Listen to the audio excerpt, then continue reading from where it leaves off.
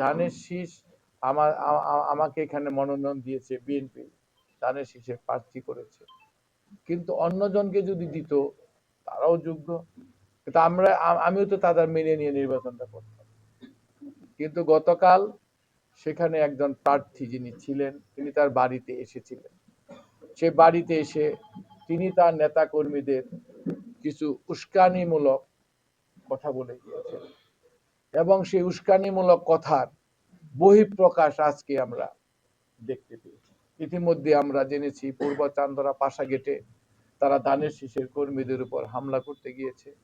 তারা পল্লী বিদ্যুতে বিএনপির নেতা কর্মীরা প্রচারণায় গেলে সেখানে হামলার চেষ্টা করা হয়েছে। আমাদের রাখালিয়া চালা 11টি মোটর সাইকেল পুড়িয়ে দেওয়া হলো, 11টা বা 12টার মতো, এবং 7 জন আহত হলো, এবং মৌচাকেও তারা এই গন্ডগোল করতে গিয়েছে। এটা কি বার্তা দেয়? তারা নির্বাচন প্রক্রিয়াটাকে বানচাল করতে চাচ্ছে। দলের যদি তারা আদর্শের কর্মী হয়ে থাকে, দায়িত্বপ্রাপ্ত নেতা হয়ে থাকে, দায়িত্বশীল নেতা হয়ে থাকে, তাহলে পরে এই ধরনের আচরণ কখনোই তারা করতে পারে কিনা সেটা গাজীপুর 1 আসনে আমার জনগণের কাছে জিজ্ঞাসা থাকলো। এবং নিশ্চয়ই কথাটা যদি আমার দলের হাইকমান্ডে শোনেন, তারাও সেই বিষয়টা বিবেচনা করবেন।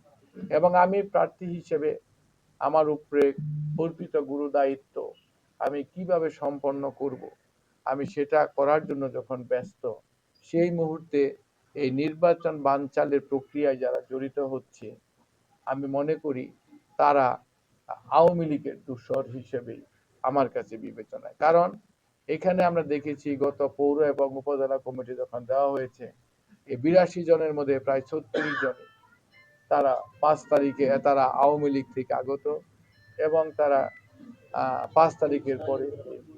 কাজে আমি মনে করি তারা বিএনপির মধ্যে লুকিয়ে থেকে তারা হয়তোবা চেষ্টা করছে কিভাবে বিএনপির পরিবারকে ক্ষতিগ্রস্ত করা যায়। এটা আজকেই আমার এই সন্দেহটা হলো।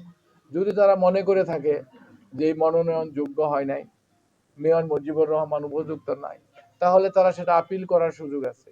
তারা আমাদের ভারপ্রাপ্ত চেয়ারম্যান মহোদয়কে বলতে পারে, মহাসচিব সাহেবকে বলতে পারে, স্ট্যান্ডিং কমিটিকে বলতে পারে।